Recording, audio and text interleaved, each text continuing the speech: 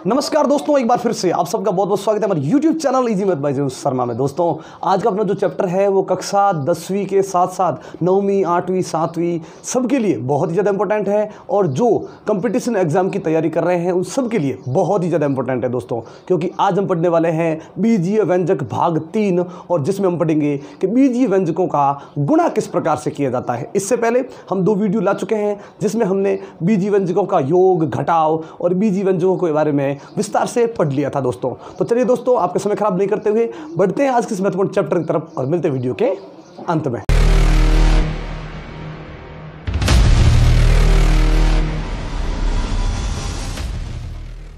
तो चलिए दोस्तों शुरू करते हैं। आज हम बीजीय व्यंजकों का गुणा, यानी आज हम पढ़ेंगे दोस्तों कि भाई बीजीय व्यंजकों का है वो गुणा किस प्रकार से किया जाता है। लेकिन इससे पिछली जो हमारी वीडियो थी उसमें हमने क्या बताया था आपको कि बीजीय व्यंजकों का योग एवं घटाव किस प्रकार किया जाता है। ठीक है, बीजीय व्यंजक क्या होते हैं और उनका घटाव और योग है वो किस प्रकार से किया जाता है, वो हमने पिछली वीडियो में पढ़ लिया था। लेकिन आज की इस वीडियो में हम पढ़ेंगे कि बीजीय व्यंजकों का गुणा किस प्रकार से किया जाता है। तो दोस्तों इसका यानी जो बीजीय व्यंजकों का जो गुणा है उसे समझने के लिए हम स्टेप बाय स्टेप आगे बढ़ेंगे दोस्तों। सबसे पहले जो है वो ये है कि एक पद वाले बीजीय व्यंजकों का गुणा किस प्रकार से किया जाता है। ध्यान रखिए दोस्तों, जब भी आपको बीजीय व्यंजकों का गुणा समझना हो तो सबसे पहले ये समझना जरूरी है कि जब हम एक पद वाले बीजीय व्यंजकों का आपस में गुणा करते हैं तो वो गुणा किस प्रकार से किया जाता है, क्योंकि यही गुणा समझने के बाद अगर हम इस गुणा को अगर अच्छी तरह से समझ लेते हैं दोस्तों तो ये समझने के बाद में हमें यह वो गुणा में या बीजीय व्यंजकों का जो गुणा होगा आगे, ठीक है, अभी तो यहाँ हम एक पद वाला पढ़ रहे हैं, फिर 2 पद वाले, 3 पद वाले, उससे ज़्यादा पदों वाले गुणा आएंगे। वो गुणा हम किस प्रकार से करेंगे वो हमारे लिए ज़्यादा आसान हो जाएंगे अगर हम इसको समझते हैं तो। ठीक है, तो जैसे हमने लिया यहाँ पे, मान लीजिए कि भाई यहाँ पे है कि 7x² into 3x into 5y। ध्यान रखिए दोस्तों, ये इस प्रकार से हमने देख लिया, लिखा ना एक पद वाले बीजीय व्यंजकों का गुणा। तो ये दोस्तों एक ही पद है, 7x², ये पूरा एक पद है, ये 3x ये भी एक पद है और ये 5y ये भी एक ही पद है। अब जब एक पद वाले बीजीय व्यंजकों का अगर हम गुणा करेंगे तो वो किस प्रकार से होगा, तो ध्यान समझिएगा। आपको क्या करना है, इस गुणा में केवल संख्या को संख्या से गुणा करना है। ध्यान रखिए दोस्तों, तो 7 ये हो गए 21 और 21 को 5 से गुणा कर दिया, ये दोस्तों हो गए 105। ठीक है दोस्तों, संख्या का संख्या से गुणा कर ले, ये हो गया 105। फिर क्या करना है दोस्तों, चर को चर से गुणा करना है। अगर दोनों चर एक जैसे हैं तो आपको ये देखना है कि ये गुणा में जो चर है वो कितनी बार है, उसे हम घातांक के रूप में लिख देंगे। यहाँ पे देखिए x² लिखा हुआ ना, स्क्वायर का मतलब यहाँ गुणा में जो x है वो कितनी बार है दोस्तों, 2 बार, और ये एक और रहा 3, एक बार और x हो गया यहाँ पे, तो 2 बार ये है, एक बार ये है और कहीं पे x नहीं है, तो यहाँ x टोटल देखा जाए तो 3 बार है, इसलिए x³ आ जाएगा। और यहाँ पे y केवल अकेला चर है तो ये इसके साथ अकेला ही आएगा। तो दोस्तों यहाँ हमने क्या देखा, इस संख्या को संख्या से गुणा कर देंगे। फिर चर को जब हम गुणा कर रहे हैं और चर यदि दोनों एक जैसे हैं तो आपको ये देखना है कि इस पूरे गुणा में ये चर कितनी बार हो सकता है। तो चर यहाँ पे x² लगा है तो वो 2 बार होता है, अगर x³ है तो वो x 3 बार होता है, या चर के ऊपर अगर घात 4 या 5 लिखी है तो 4 घात वाला 4 बार और 5 घात वाला 5 बार होता है, ये हमें पता है। तो इस प्रकार से देखा हमने कि x 2 बार तो यहाँ पे है, 1 बार यहाँ पे है, जैसे गुणा करेंगे x कितनी बार हो जाएगा दोस्तों, 3 बार, तो x³ आ जाएगा। y तो अकेला ही है और कोई y है नहीं तो y अकेला ही रहेगा। तो ये ज़्यादा दोस्तों दिक्कत वाली बात नहीं है एक पद वाले में, और अगर एक पद वाला हमें समझ में आ गया गुणा तो फिर आगे वाले गुणा में हमें कोई दिक्कत नहीं होगी। एक और कर लेते हैं, जैसे हमने लिखा 3xy गुणा -2x गुणा -3y। ठीक है दोस्तों, अब ये गुणा है तो ध्यान समझिएगा। इस गुणा में क्या करेंगे, वही काम करना है जो हमने पहले बताया था आपको कि भाई एक पद वाले को यदि एक पद वाले से गुणा करते हैं तो आपको क्या करना है, पहले संख्या को संख्या से गुणा कर देना है। तो 3 दूनी हो गए 6 और 6 तिये हो गए दोस्तों 18।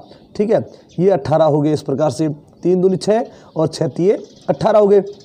अब देखना है कि चर को चर के साथ देखेंगे, तो यहाँ देखिए पूरे गुणा के अंदर जितने भी x लिखे हुए हैं, मतलब यहाँ पे x कितनी बार है दोस्तों, 2 बार है ना, या कोई और घात नहीं है तो x केवल 2 बार है, तो क्या हो जाएगा x²। y को देखेंगे तो y भी केवल 2 बार ही नज़र आ रहा है गुणा में, तो ये y² हो जाएगा। ये गुणा इस प्रकार से दोस्तों किया है। ठीक है, लेकिन अभी तक देखो हमने इस गुणा के अंदर ये जो पद दिए हुए हैं, दूसरा पद और यहाँ पे ये जो तीसरे नंबर पे जो पद दिए गए हैं, है तो एक एक पद, लेकिन इसके आगे भी माइनस है और इसके आगे भी माइनस है। हमने माइनस का तो अभी तक कोई जिक्र नहीं किया, तो दोस्तों जिक्र कर लिया है। कैसे कि जब गुणा में कोई भी संख्या आए, ये नहीं है कि गुणा केवल बीजीय व्यंजकों का गुणा हो या फिर कोई संख्या गुणा नहीं हो सकता, किसी में भी संख्याओं का गुणा हो चाहे बीजीय व्यंजकों का गुणा हो, वहाँ पे ये ध्यान रखें दोस्तों कि जब कोई पद माइनस का होता है तो ये देखना है आपको कि गुणा करने के बाद में इस गुणा में कुल कितने माइनस है। तो इस गुणा में हम देख सकते हैं एक माइनस यहाँ पे और एक माइनस यहाँ पे है, तो पूरे गुणा में 2 माइनस। जब भी इस प्रकार से पूरे गुणा में यदि हम माइनस की गिनती करते हैं, माइनस को यदि काउंट करते हैं और माइनस को ये गिनने के बाद में यदि माइनस की संख्या सम हो, ध्यान रखें दोस्तों, माइनस की संख्या सम हो, गुणा में और भाग में ये होता है कि जब माइनस की हमने गिनती की और वो माइनस यदि सम संख्या में है तो फिर वहाँ उत्तर का जो चिन्ह रहेगा वो हमेशा प्लस रहेगा, मतलब धनात्मक उत्तर आएगा। तो यहाँ पे देखिए माइनस कितनी बार है, 2 बार है ना, तो 2 बार माइनस है यानी सम संख्या में है, तो ये माइनस दोनों हट जाएंगे और क्या उत्तर आ जाएगा, प्लस का उत्तर आ जाएगा दोस्तों। तो इस प्रकार से हमने समझ लिया कि भाई एक पद वाले बीजीय व्यंजकों का गुणा है वो किस प्रकार से किया जाता है।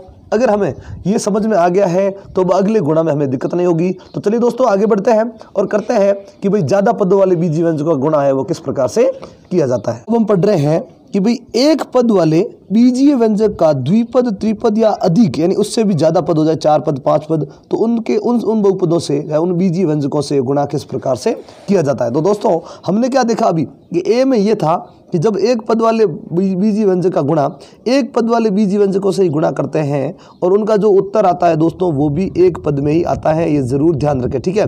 एक पद वाले बहुपदों को गुणा करेंगे, बीजीय व्यंजकों को गुणा करेंगे तो उत्तर है वो एक पद में ही आएगा। अब हम पढ़ रहे हैं कि एक पद वाले बीजीय व्यंजक को यदि एक से ज़्यादा जो पद है उनसे गुणा किस प्रकार से, ठीक है। यानी एक पद ये है लेकिन आगे जो ये बीजीय व्यंजक है वो एक पद वाला ना होके 2 पद वाला या 2 से ज़्यादा पदों वाला भी हो सकता है। उनसे यदि आपको गुणा करना हो इस एक पद से तो कैसे करेंगे दोस्तों, ध्यान रखिएगा कि आपको क्या करना है। सबसे पहले ये जो अकेला पद है उसे लिख देंगे, फिर यहाँ पे क्या लगा देंगे दोस्तों, गुणा। और आगे ये ध्यान रखें जब भी गुणा में एक पद से ज़्यादा पदों वाला बीजीय व्यंजक हो तो उसे कोष्टक में बंद कर ले। ध्यान रखें दोस्तों, इस प्रकार से हम कोष्टक में बंद कर लेंगे। अगर एक से ज़्यादा पद है तो उसे हमेशा कोष्टक में बंद करना है आपको, ठीक है। तो बंद कर लिया है। अब कैसे करेंगे, तो अब क्या होगा दोस्तों कि ये जो बाहर कोष्टक है गुणा में, यानी गुणा में जो ये पद लिखा हुआ है, अब ये पद क्या करेगा, इस कोष्टक के अंदर जाएगा और जैसा हमने यहाँ पे गुणा किया था एक पद वाले का एक पद वाले के साथ, उसी प्रकार से ये जो एक पद वाला बीजीय व्यंजक है ये अंदर जाएगा और अंदर जाने के बाद में ये पहले पद से भी गुणा हो जाएगा और दूसरे पद से भी गुणा हो जाएगा। जैसा गुणा हम पहले करते थे वैसे ही ये हो जाएगा, ठीक है। तब देखिए दोस्तों ये जो बाहर वाला पद है 5x, अब पहले किसके साथ जाएगा, 3x के साथ। तो आपको ये देखना है अंदर जो पहला पद है उसे लिख के क्या करना है, गुणा में बाहर वाले पद को लिखना है। ध्यान रखें जब भी आप एक से ज़्यादा पदों वाले बीजीय व्यंजक से गुणा करेंगे तो अंदर वाले बीजीय व्यंजक वाले जो अंदर वाला पद है उसको लिख के बाहर वाले पद से क्या कर ले, गुणा कर ले। फिर क्या करना है, कोष्टक के अंदर जो दूसरा पद है उसे भी लिख ले और उसी प्रकार से बाहर वाले से क्या कर ले, गुणा कर ले। ध्यान रखें दोस्तों अंदर जितने भी पद है उनको एक एक बार लिख के बाहर वाले से गुणा करना है, फिर एक बार लिख के बाहर वाले से गुणा करना है। अगर इसमें और भी पद होते तो हम इसी प्रकार से अंदर वाले को लिखते फिर इस बाहर वाले को ले जाकर गुणा कर देते, ठीक है। तो ये गुणा हो गया। अब देखिए ये जो गुणा एक पद वाला और 2 पदों वाले के साथ था अब वो केवल एक पद वाला और एक पद वाला बन गया। देखिए जैसा ए में था एक पद वाले बीजीय व्यंजकों का गुणा, वही गुणा हमें प्राप्त हो चुका है। तो चलिए इनका गुणा कर देते हैं। 3 और 5 को गुणा कर दिया, कितने हो गए, 15। x को x से करेंगे, x कितनी बार है गुणा में, 2 बार। और जब समान संख्या 2 बार होती है, समान चर 2 बार होता है तो बताओ घात कितनी लग जाएगी, 2, यानी अभी 2 बार है ना तो घात 2 आ जाएगी। वापस देखिए आगे प्लस 7 का 5 से गुणा कर दिया, कितने हो गए, 35। लेकिन x तो इस गुणा में केवल एक बार है तो एक बार ही आएगा। अब देखिए 15x² प्लस 35x। अब देखते हैं गुणा तो हो गया, अब इनके बीच में क्या लगा है, प्लस, यानी या तो ये जोड़ हो सकता है या फिर घटाव हो सकता है। अब दोनों ही प्लस है ना, ये भी प्लस का और ये भी प्लस का, तो ये योग है। लेकिन योग के बारे में हमने आपको ये बताया था कि भाई दो पदों को या दो बीजीय व्यंजकों को कब जोड़ा जा सकता है या कब घटाया जा सकता है, जब उनमें चर भी एक जैसा हो और चर की घात भी एक जैसी हो। लेकिन यहाँ पे दोस्तों देखिए, चर तो दोनों में समान है, लेकिन चर की घात यहाँ 2 है, यहाँ चर की घात केवल कितनी है, 1, यानी ये दोनों विजातीय पद है दोस्तों। चर समान हो, चर की घात भी समान हो, वे सजातीय पद होते हैं, उनका योग और घटाव किया जा सकता है। हमने पिछली वीडियो में पढ़ लिया था। अगर आपने वीडियो नहीं देखी तो उसकी लिंक नीचे डिस्क्रिप्शन में है, आप ज़रूर देखिएगा दोस्तों, ठीक है। लेकिन ये दोनों विजातीय पद है, योग या घटाव के रूप में लिखे जा सकते हैं, लेकिन इसका योग और घटाव किया नहीं जा सकता दोस्तों, ठीक है। अब नंबर 2 देखते हैं। यहाँ पे ये लिखा हुआ है, अकेला पद है -3m, इसको गुणा करना है इस बीजीय व्यंजक से जो 3 पदों वाला है। तो हमने बताया एक से ज़्यादा पद होने पर आप उसे इस प्रकार से कोष्टक में बंद कर लीजिए दोस्तों। तो ये इस प्रकार से कोष्टक में रख दिया। अब हमने क्या बताया था आपको, जो काम यहाँ किया वही काम आपको यहाँ पे भी करना है। कैसे करना है, मैंने बताया गुणा करने के लिए अंदर वाला जो पद है उसे लिख के बाहर वाले पद से गुणा कर ले। लेकिन बाहर वाला पद दोस्तों गुणा में तो है, लेकिन किसका है, माइनस का, तो ये अंदर गुणा में आएगा, लेकिन इसे भी किस में बंद करना पड़ेगा दोस्तों, कोष्टक में बंद करना पड़ेगा। ध्यान रखिएगा, गुणा में जब माइनस का, जैसे यहाँ देखिए ए में नंबर 2 पे जो प्रश्न था, ये गुणा में 3 अलग अलग पद थे, जिसमें से ये भी माइनस का था और ये भी माइनस का था। तो गुणा में रहते हुए किस में बंद कर दिए थे हमने, कोष्टक में, तो ये भी कोष्टक में बंद हो जाएगा। फिर देखिए वापस जो अंदर दूसरा पद है उसे वैसे का वैसा लिख के बाहर वाले से क्या कर दो, गुणा, और बाहर वाला क्या है, -3m, ये वापस कोष्टक बंद। फिर क्या करेंगे, वही देखिए यहाँ पे तो कोष्टक के अंदर 2 ही पद थे, तो दोनों पदों से गुणा हो गया। यहाँ कितने पद है, 3, तो तीनों से गुणा होगा। अब देखिए अंदर क्या लिखा हुआ है, ये अंदर लिखा है -3, तो अंदर वाला -3 रहेगा। गुणा में क्या लिखेंगे, बाहर वाला, और बाहर वाला क्या है, -3m, कोष्टक बंद। ध्यान रखिएगा दोस्तों, आपको कोष्टक के अंदर वाला जो पद लिखना है वो हमेशा अपना जो भी प्लस का है तो प्लस का लिखेंगे, माइनस का है तो माइनस का लिखेंगे। तो देखिए ये 2m को लिख दिया। बाहर वाला जो है वो हमेशा आपको गुणा में लिखना है। जब आप दूसरा पद लिखोगे +4m है तो उसे गुणा में नहीं लिखना है, इसे +4m है तो +4m ही लिखना है।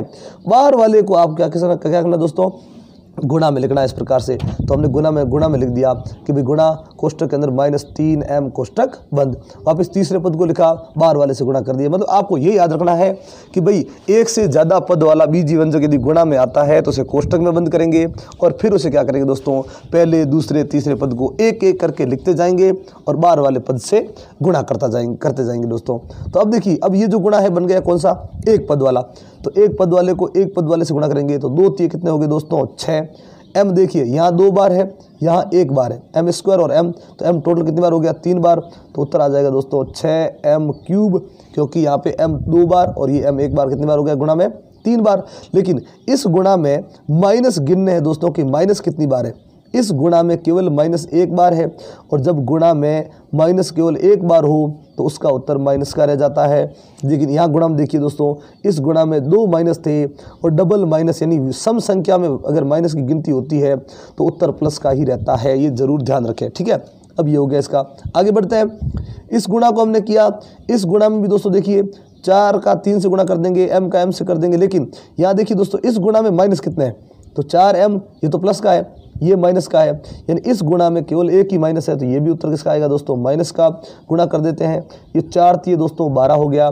m और m का गुणा करेंगे तो m 2 बार है, तो ये हो गया m²। आगे बढ़ते हैं इस गुणा में, ठीक है। इस गुणा में हमने क्या देखा कि जो जिन संख्याओं का या जिन पदों का गुणा हो रहा है उन पदों में डबल माइनस है, सम संख्या में माइनस हो तो गुणा का उत्तर है वो प्लस का आ जाता है। 3 का 3 से गुणा करेंगे 9, और इस गुणा में केवल एक ही m है तो एक m रह जाएगा। तो दोस्तों हमने कुछ भी नहीं किया है, ज़्यादा कोई बड़ा काम नहीं किया है। जो हमने a में किया था एक पद वाले में, उसी में जो काम किया था वही आपको यहाँ पे करना है, ठीक है दोस्तों। अब देखिए यहाँ m³ है, यहाँ m² है और यहाँ m है, यानी चर तो तीनों में समान है लेकिन घात तीनों में अलग अलग है। और जब चर में कोई फ़र्क हो या घात में कोई फ़र्क हो तो वे विजातीय पद होते हैं, और गुणा होने के बाद उनका योग या घटाव कर सकते हैं। लेकिन कब, जब वे तीनों ही सजातीय पद हो या इनमें से कोई दो सजातीय पद हो। इन तीनों में कोई भी आपस में सजातीय पद नहीं है, विजातीय है। इनको योग और घटाव के रूप में लिखा जा सकता है, लेकिन योग या घटाव किया नहीं जा सकता दोस्तों। इस प्रकार से हमने पढ़ लिया कि एक पद वाले को ज़्यादा पदों वाले बहुबीजीय व्यंजक से किस प्रकार से गुणा किया जाता है। अगर यहाँ पे दोस्तों एक पद वाले के साथ कितने भी पदों का बीजीय व्यंजक आए, पहले उसे गुणा में बंद कर ले, फिर अंदर वाले को लिख के बाहर वाले से गुणा कर दें, अंदर वाले को लिख के बाहर वाले से गुणा कर दें। और जब भी आप अंदर वाले को लिखोगे वो अगर प्लस का है तो प्लस का आएगा, माइनस है तो वो माइनस ही आएगा। ये ज़रूर ध्यान रखें दोस्तों, ठीक है। तो फिर एक पद वाला वही गुणा हो जाएगा। गुणा करने के बाद सजातीय पद हो तो जोड़ या घटाव कर ले, सजातीय पद नहीं है तो उनका योग या घटाव करने की ज़रूरत नहीं है दोस्तों। तो इस प्रकार से हमने ये पढ़ लिया। अब पढ़ते हैं दोस्तों, यदि गुणा में एक पद वाला बीजीय व्यंजक अगर ना हो, यहाँ पे देखिए एक पद वाला था, यहाँ पे भी एक पद वाला था। अब हम पढ़ते हैं कि अगर एक पद वाला बीजीय व्यंजक हो ही ना तो उनका गुणा है वो किस प्रकार से किया जाता है दोस्तों। अब दोस्तों हम पढ़ते हैं कि भाई द्विपदों को आपस में गुणा कैसे करते हैं, त्रिपदों का कैसे करते हैं, या उससे ज़्यादा पदों वाले। मतलब इसमें गुणा में है लेकिन अब एक पद वाला नहीं है, एक से ज़्यादा पदों वाले बीजीय व्यंजक या बहुपद है, ठीक है। तो उनका है वो आपस में गुणा किस प्रकार से किया जाता है, ठीक है दोस्तों। तो कैसे करना है, अभी तो हमने बताया था कि जब एक से ज़्यादा पद वाले बीजीय व्यंजक गुणा में आए तो उनको कोष्ठक में बंद करना है। अब यहाँ पे देखिए ये भी क्या है, एक से ज़्यादा पद वाला है तो इसे भी कोष्ठक में बंद कर देंगे। ये भी एक से ज़्यादा पद वाला है, इनको भी इस प्रकार से कोष्ठक में बंद कर देंगे। अब गुणा करेंगे तो अगर आप दो कोष्ठक के बीच में गुणा का यदि चिन्ह लगाते हैं तो भी वो गुणा है। अगर गुणा का चिन्ह नहीं लगाया तो दोस्तों दो कोष्ठक के मध्य गुणा नहीं भी लगाओगे तो वो गुणा ही माना जाएगा। अब दोस्तों इसका गुणा करना कैसे, ध्यान समझिएगा। अब इस गुणा में आपको क्या करना है कि भाई किसी भी एक कोष्ठक को ले लो, चाहे पहले को ले लो चाहे दूसरे को, जो आपका मन करे वो ले लो। जैसे हमने ले लिया पहले कोष्ठक को, ठीक है। पहले कोष्ठक को सेलेक्ट करके क्या करना है आपको, उसके केवल पहले पद को बाहर लेना है। ध्यान रखिएगा दोस्तों, पहले कोष्ठक में से केवल पहले पद को ही बाहर लेना है। उसके बाद इस पहले कोष्ठक को भूल जाओ और अगले कोष्ठक को वैसे का वैसा ही लिख दो।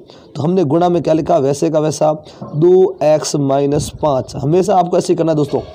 दो कोष्ठक इस प्रकार से गुणा में है तो आपको पहले कोष्ठक के पहले पद को उठाना है, फिर पहले कोष्ठक को छोड़ देना है। अगला जो कोष्ठक है वो पूरा का पूरा गुणा में आ जाएगा।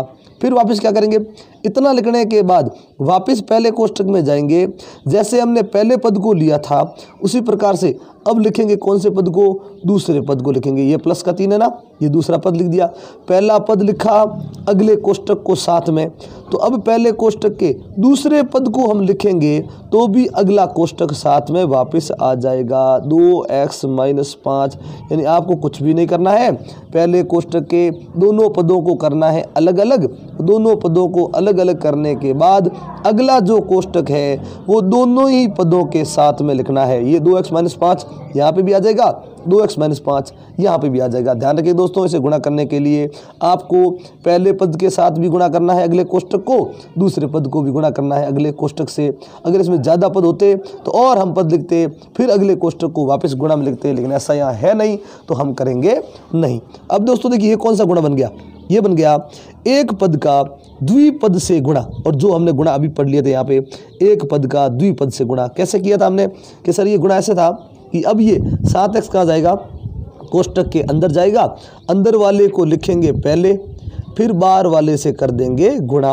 अंदर वाले को लिखेंगे पहले, फिर बाहर वाले से कर देंगे गुणा। ये देखो दो ही पद थे, दोनों पदों से गुणा हो गए। अब देखिए आगे चलते हैं। आगे जाने के बाद आपको क्या करना है, अब ध्यान समझिएगा दोस्तों यहाँ पे। अब ये जो आगे वाला जो पहला पद है, एक पद है, ये एक पद कहाँ जाएगा, अंदर।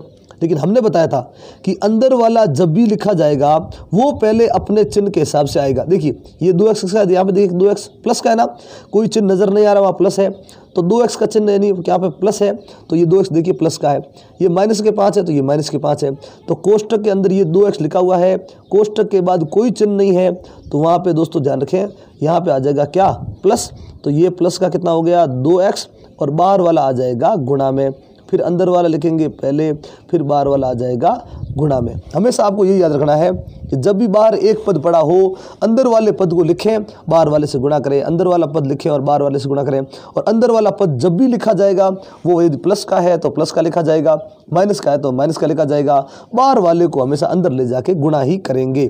अब ये गुणा कौन सा बन गया दोस्तों, वापस इसमें से हम इसमें चले गए, अब इसमें से हम वापस जा रहे हैं किसमें, इसमें, क्योंकि अब बन रहा है एक पद वाले बीजीय व्यंजकों का गुणा।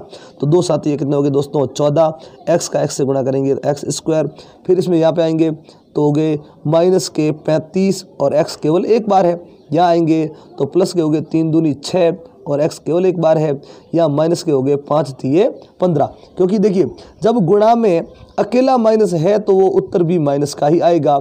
यदि गुणा में आप कहीं पे डबल माइनस होते, यानी सम संख्या में यदि माइनस को गिनते और माइनस की गिनती सम संख्या में होती तो उसका उत्तर प्लस का जरूर होता। अब दोस्तों देखिए, गुणा होने के बाद हमने आपको बताया था ये योग या घटाव हो सकता है, लेकिन कब, जब वे पद इस प्रकार से हो कि भाई सज जाती है, यानी उनमें चर भी एक जैसा हो और घात भी एक जैसी हो। तो क्या इन चारों पदों में आपका कोई ऐसा नजर आ रहा है दोस्तों जिसमें चर और घात दोनों समान है?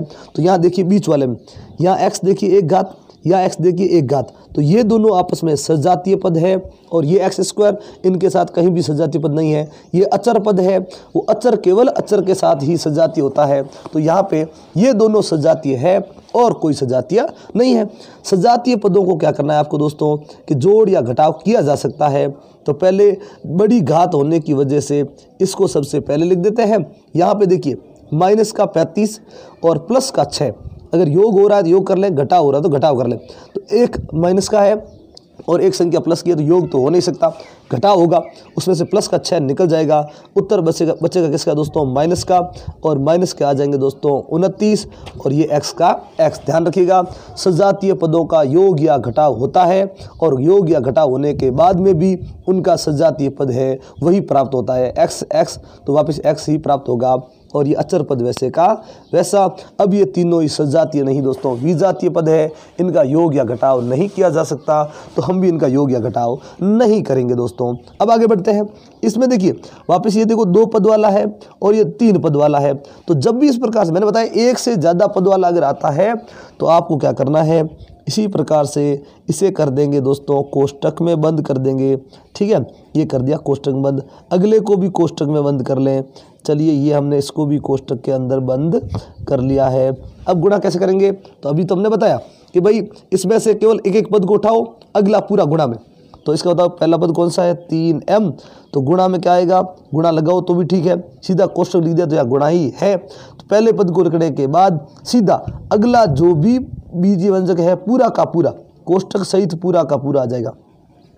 ये लिख दिया हमने कि भाई अगले बीजीय व्यंजक को। फिर क्या करेंगे, वापस पहले कोष्टक के अंदर आएंगे, पहले पद को लिख दिया, अगला कोष्टक, अब दूसरे पद को लिखेंगे, ये लिख दिया माइनस का 4। तो ऐसे वैसे का वैसा ही हम अगले इस बीजीय व्यंजक को वापस लिख देंगे। चलिए ये हमने लिख दिया वैसे का वैसा। अब इस गुणा करना है दोस्तों। देखिए अब इस गुणा को हम थोड़ा डायरेक्ट कर लेते हैं। वैसे हमें पता है कि भाई अंदर जाएगा फिर गुणा में लिखेंगे बाद में गुणा करेंगे। अब यहाँ पे हम थोड़ा डायरेक्ट कर देते हैं दोस्तों, क्योंकि अभी तो हमने समझ लिया है कि गुणा किस प्रकार से करना है। अब हमें पता है कि बाहर वाला जो है वो जाएगा और जाने के बाद अंदर एक पद है तो एक पद से गुणा होगा, अगर इस कोष्टक में 2 पद है तो दोनों से गुणा हो जाएगा, और 3 है तो तीनों से गुणा होगा। तो ऐसा करते हैं, इसको अंदर ले जाते हैं और गुणा कर लेते हैं। चलिए 3m अंदर गया पहले पद के साथ, संख्या को संख्या से कर दे, चर को चर से कर दे और ध्यान समझ के लिख दे। तो यहाँ पे हम देख सकते हैं 6m क्यूब। ध्यान रखें दोस्तों, 3 दूनी 6, m को m के साथ लेके, तो m यहाँ पे 2 बार था और यहाँ 1 बार और है ही, कितनी बार हो गए, 3 बार। यानी इस बाहर वाले पद को हमने ले जाकर अंदर वाले पहले पद से गुणा कर दिया है। वैसे ही अब ये और अंदर जाएगा दूसरे पद के साथ और गुणा हो जाएगा। तो 3m को ले जाकर 3m से गुणा करेंगे तो चिन्ह हो जाएगा किसका, प्लस का, कोई माइनस है नहीं। तो 3 3 हो गए 9 और m दोस्तों कितनी बार हो गया, 2 बार हो गया दोस्तों, तो m स्क्वायर आ गया। फिर ये 3m जाएगा यहाँ पे, यहाँ जाने के बाद हमें पता है कि माइनस का उत्तर आएगा। क्यों, क्योंकि ये गुणा में जब जा रहा है तो ये अकेली संख्या किसकी है, माइनस की। बाहर जो गुणा में आ रही है वो माइनस की नहीं है, तो डबल माइनस नहीं होने की वजह से उत्तर माइनस का आएगा। 3m जाके इससे गुणा होगा तो संख्या तो गुणा हो जाएगा संख्या का, तो कितना हो गया 15, पर m अकेला ही है तो भाई m है वो इसके साथ अकेला ही आएगा। तो दोस्तों हमने क्या किया कि भाई पहले इस बाहर वाले पद को लेके गए, अंदर वाले पद से एक एक करके हमने गुणा कर दिया तीनों से, ये हमें गुणनफल प्राप्त हो गया है। अब इसी प्रकार से ये माइनस का 4 अंदर जाएगा तो हमें पता है कि जब माइनस का नंबर अंदर जाएगा और गुणा होगा तो गुणा के साथ साथ हमें माइनस भी देखना पड़ेगा कि सिंगल माइनस है या डबल माइनस है। चलिए लेके गए हम 4 को अंदर, तो 4 दूनी कितने हो गए 8। एम स्क्वायर अकेला है, एम यहाँ पे है नहीं तो एम स्क्वायर ही रहेगा। लेकिन इस गुणा के अंदर हम देखेंगे कि अंदर वाला तो प्लस का है और ये बाहर से जो आया वो माइनस का है। जब गुणा में अकेली संख्या माइनस की होती है कोई भी तो उसका उत्तर माइनस का रह जाता है। तो माइनस का हो गया ये 8m स्क्वायर, 4 दूनी 8, एम स्क्वायर का एम स्क्वायर, और ये जो 4 गया था वो किसका था माइनस का, ये अपने माइनस को अंदर लेके जाएगा और सिंगल माइनस की वजह से उसका उत्तर माइनस हो जाएगा। अब ये माइनस का 4 दूसरे पद के साथ जाएगा तो 4 3 कितने हो गए 12। एम उसके साथ अकेला है, बाहर से कोई एम नहीं आया है तो एम का एम ही रहेगा, लेकिन बाहर से माइनस आया था और अंदर तो प्लस था तो ये माइनस आके प्लस के साथ गुणा होगा तो माइनस अकेला है तो फिर माइनस ही आएगा। फिर माइनस का 4 अंदर जाएगा 5 के साथ तो 4 पंजे कितने हो गए 20, लेकिन ये जो 4 आया था वो भी माइनस का था, अंदर जो 5 है वो भी माइनस का है। तो गुणा में इस प्रकार से हमने माइनस को गिन लिया तो माइनस कितने हो गए 2, और सम संख्या में यदि माइनस हो तो उसका उत्तर किसका हो जाता है दोस्तों प्लस का। तो अब देखते हैं कि इसमें यदि कोई सजातीय पद है तो फिर सजातीय पदों का योग या घटाव कर लेंगे, और सजातीय पद नहीं है तो हमारा गुणा तो वैसे ही हो चुका है और ये इसका उत्तर हो जाएगा। गुणा करने के बाद हमें योग और घटाव को जरूर देखना है दोस्तों। 6m क्यूब है, चर और चर की घात देखनी है। यहाँ पे जो गुणांक है वो नहीं देखना है आपको, केवल चर और चर की घात देखनी है, वो समान होनी चाहिए। तो m क्यूब और किसी में m क्यूब नहीं है, लेकिन बड़ी घात होने की वजह से सबसे पहले हम इसी को लिख देते हैं 6m क्यूब। अब अगले को देखते हैं 9m स्क्वायर, m स्क्वायर वाला है ना, तो और कोई m स्क्वायर वाला है क्या, ये रहा m स्क्वायर वाला दोस्तों। देखिए ये भी m स्क्वायर और ये भी m स्क्वायर, तो ये दोनों सजातीय पद है, इनका यदि योग हो रहा है तो योग कर लें, घटाव हो रहा है तो घटाव कर लें। तो प्लस के 9 और माइनस का 8 तो 8 निकल जाएगा, प्लस का क्या बचेगा दोस्तों 1 और 1 m स्क्वायर बचेगा। तो यहाँ ध्यान रखें दोस्तों, जब चर के साथ में गुणांक 1 बचता है तो उसे लिखना जरूरी नहीं है, लेकिन यह जरूर ये ध्यान रखें कि यहाँ पे 1 है।